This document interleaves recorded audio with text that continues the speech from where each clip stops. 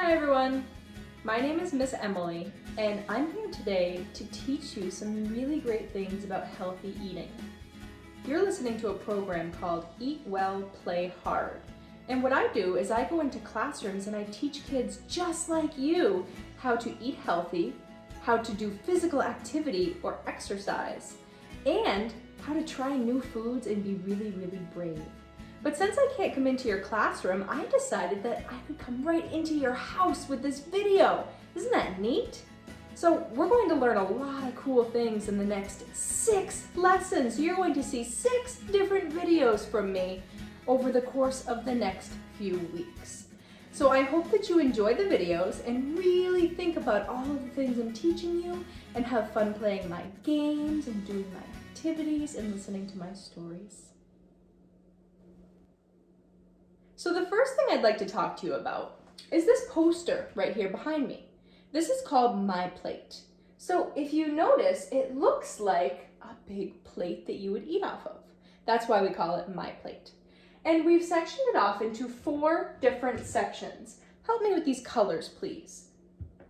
Red, green, brown or orange, purple, and blue. So each one of these different colored sections talks about a different group of foods. So let's talk a little bit about each one of them. This is the fruits group. Can you think of some fruits? That's right. Apples, oranges, bananas, kiwis, strawberries. Did you think of one that I didn't say? That's great. So how about vegetables? Broccoli, spinach, green beans, squash, carrots? Have you thought of one that I didn't say? There's so many delicious vegetables out there. Say your favorite one out loud when I count to 3. 1, 2, 3. Great. So as you notice, fruits and vegetables should take up about half of the plate you're eating. That's a lot of fruits and vegetables. Why would we eat that many fruits and vegetables? Well, that's a great question. Think about that for a second. Why should we eat so many fruits and vegetables? I wish I could hear your answers right now because I know they're fantastic. But I'll tell you that we should eat so many fruits and vegetables because they're very high in vitamins, minerals, fiber to keep your belly full, and lots of other great things to keep you feeling healthy. They're full of nutrients. Everybody say that. Nutrients. Good job. Nutrients keep your body healthy. The more colors you eat, the better. So try to eat a rainbow every day. Reds and oranges and yellows and blues and purples and greens. All of these wonderful colors make your body very healthy. So I want you to pause this video for a second and I want you to go to your refrigerator, or if you have a fruit bowl on the counter, I'd like you to go look at it. And I want you to find out how many different colors from the rainbow that you have in your house right now. All right? Go ahead and pause this and come back in just a minute. I want to show you what I found. So I decided to get the colors in the rainbow in order. So if you need help, look at the picture on the screen. But our rainbow colors are red, orange, yellow, green, blue, indigo, and violet. Blue, indigo, and violet are all shades of blue and purple. So I just got one fruit that went in that category. So for red, what did I find? That's right, tomatoes.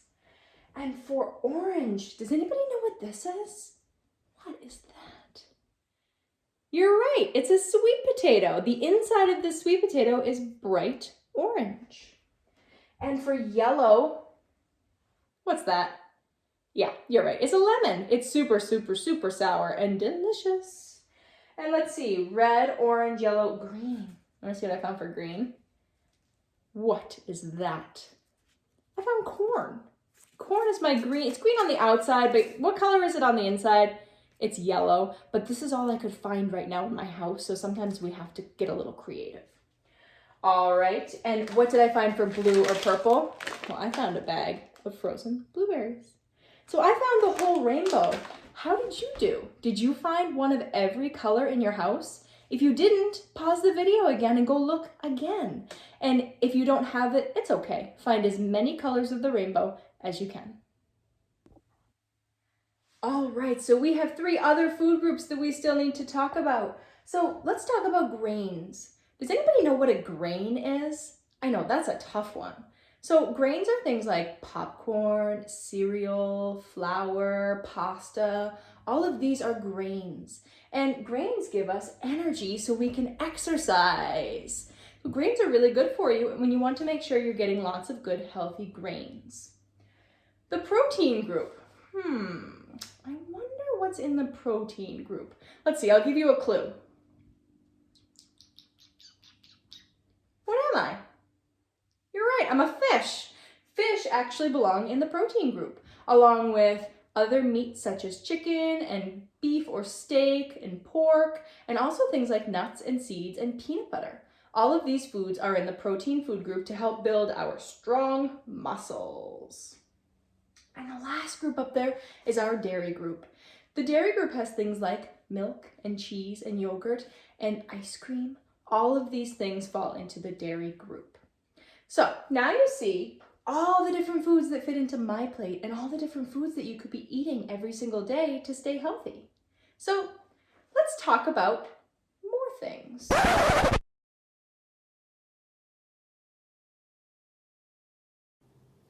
This book is called How Do Dinosaurs Eat Their Food by Jane Yolen and Mark Teague, and read with permission from Scholastic.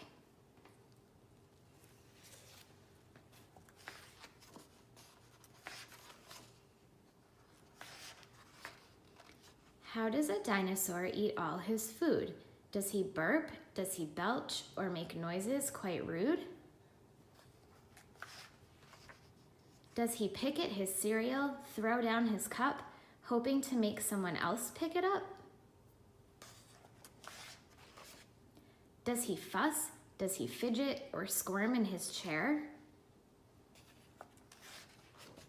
Does he flip his spaghetti high into the air?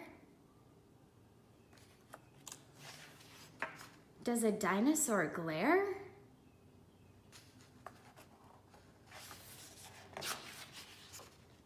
How does a dinosaur eat all his food? Does he spit out his broccoli partially chewed? Does he bubble his milk? Stick beans up his nose? Does he squeeze juicy oranges with his big toes? No, he says please and thank you. He sits very still.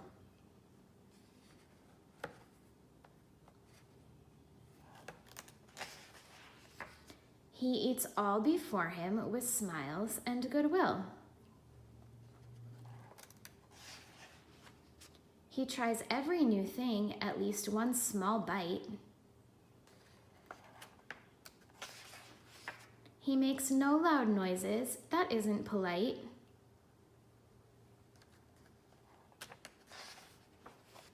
He never drops anything onto the floor, and after he's finished, he asks for some more. Eat up, little dinosaur.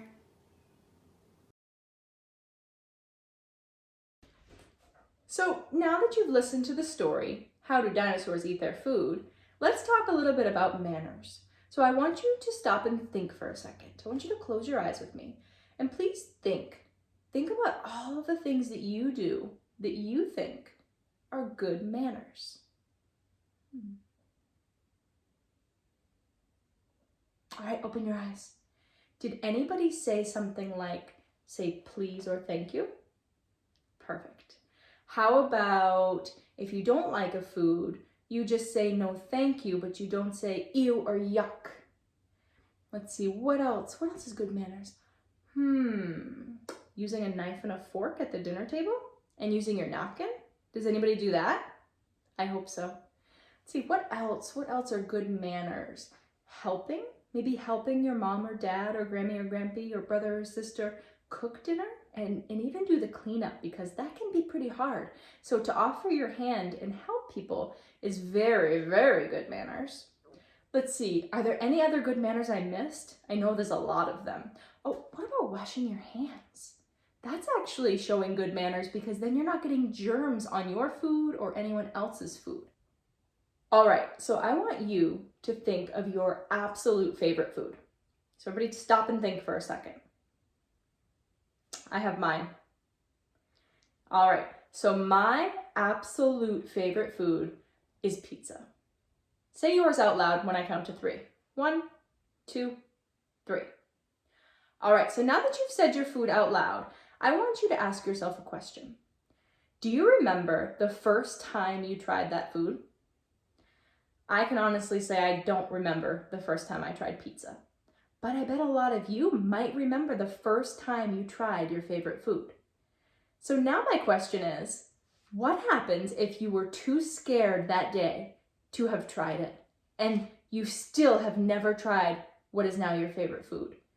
Well, that's interesting because if you were too afraid to try that new food, then it wouldn't be your favorite food right now, and you'd be missing out on something so delicious. So what am I trying to say here? What I'm trying to say is you have to try everything once.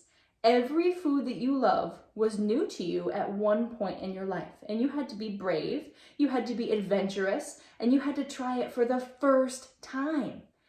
And then sometimes you might love it.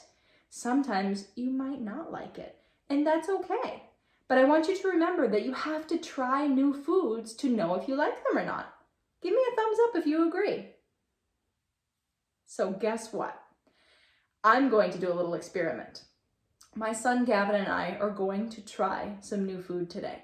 And I'm going to show you what it means to be brave. Is everybody ready? Hi there. So remember we were just talking about that all foods were once new to you? Well, that's very true. And a lot of foods are new to this guy because he hasn't tried very much stuff. This is Gavin. So today Gavin and I are going to do a fun little experiment. I'm going to have him try one of my favorite foods, and he's going to have me try one of his favorite foods. This should be interesting. So, I'm going to have Gavin try something I like to call spinach squares. It's one of my favorite foods. It's spinach and eggs, and you cook it in the oven, and it's so, so, so good. But it kind of, it doesn't look that tasty to some people. But Gavin's going to give it a try today. And in exchange for Gavin trying spinach squares, he wants me to try baby food. But I have to do it because I think that it's worth trying everything once, and I think that I can't yuck anyone's yum until I give it a try. So we're going to do an experiment. Are you ready to watch? All right, let's go. So Gavin, you're going to go first, okay? You'll have to take your pacifier out. Are you gonna try that? Oh, well, he didn't hesitate at all. What do you think? Do you like it? Well, I'm not sure. Can we tell by his face? Do you want more? Were you brave when you tried that? You want to try another one? Sometimes you have to try things more than once to really know if you like it. Well, it looks like he might like it. Do you think it's good? Oh, he said, There you have it. If he hadn't tried that, he wouldn't know what he's missing. He seems to think that it's pretty good. All right, so now it's my turn. Gavin asked me to try organic baby food pears. That's what he picked for me. So I'll open up the jar. Here we go. I'm gonna use his spoon just because I might as well. All right, I think he's jealous. You asked me to try these, right? All right, here we go. Oh, it's tart. It's actually really good. It doesn't look very good, but it's oh, I spilled it. It's actually really, really tasty. But let me try one more because sometimes you really do have to try things twice, and even more than that. Ooh, Gavin, can I have the rest of this? Here, you have more of these, and I will have a little bit more of this. There you have it. You have to try things for the first time at least once to know if you like it. And I'll tell you, I'm probably not going to finish Gavin's baby food because it is for him, but I'm glad that I tried it, and I'm glad that he tried my food that's my favorite. And it seems like we both like our new foods.